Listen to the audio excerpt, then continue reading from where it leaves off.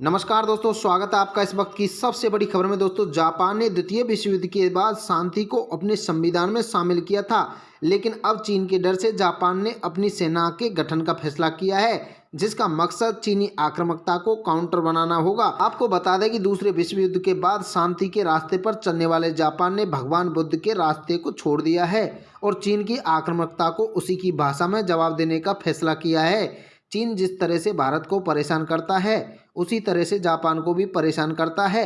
लिहाजा जापान ने अपनी शांति नीति को खत्म करते हुए एक बार फिर से अपनी सेना का निर्माण करने का फैसला किया है। वहीं ऐसा पहली बार हो रहा है जब भारत और जापानी वायुसेना एक साथ मिलकर युद्धाभ्यास के लिए उतर रही हैं।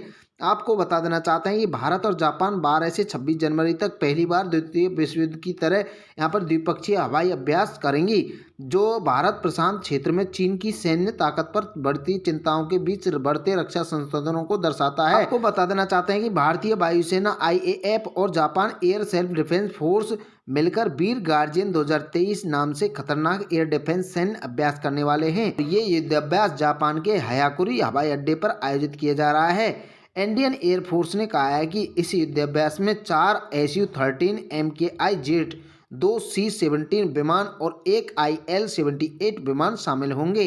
वहीं जापानी एयरफोर्स की तरफ से 4 F-2 और 4 F-15 विमान हिस्सा लेने वाले हैं। वहीं इंडियन एयरफोर्स ने एक बयान में कहा है कि देशों के बीच में वायु रक्षा सहयोग को बढ़ावा देने के लिए भारत और जापान संयुक्त हवाई अभ्यास वीर गार्जियन 2023 आयोजित करने वाला है। जी हां, आपको बता देना चाहते हैं कि पिछले साल सितंबर में भारत और जापान ने टोक्यो में दूसरी विदेश और रक्षा मंत्री स्तरीय वार्ता के दौरान द्विपक्षीय रक्षा सहयोग बढ़ाने और पहले संयुक्त लड़ाकू जेट अभ्यास सहित अधिक सैन्य अभ्यास में शामिल होने पर सहमत हुए थे। वहीं IAF ने कहा है कि आगामी अभ्यास दोनों देशों के बीच रणनीति संबंधों को गहरा करने और रक्षक सहयोग को मजबूत करने के लिए एक दिशा में कदम उठाएंगे। उद्घाटन अभ्यास में दोनों वायुसेनाओं के बीच विभिन्न हवाई युद्ध अभ्यास शामिल होंगे। वे एक जटिल वातावरण में मल्टी डोमेन वायु युद्ध मिशन करेंगे और सर्वोत्तम अभ्यासों का आदान प्रदान करेंगे। भारतीय वायुसेना की तरफ से कहा गया है कि ये अभ्यास वीर गार्जियन दोस्ती के लंबे समय से चले आ रहे हैं, आपसी बंधन को और मजबूत करने जा रहे हैं। दोनों वायुसेनाओं के बीच रक्षा सहयोग के रास्ते बढ़ने जा रहे हैं। जी हाँ, इसी को देखते हुए आपको बता दें कि द्वितीय विश्व युद्ध के बाद शांति को अपने संविधान में शामिल करने वाले जापान ने अब सेना के निर्माण का ऐलान कर दिया है। जापान ने यह भी कहा है कि वह अकल्पनीय रकम $320 अरब खर्च कर सकता है सैन्य निर्माण शुरू करने में, और जापान ने साफ ये भी कह दिया है कि उसका फोकस चीन रहने वाला है।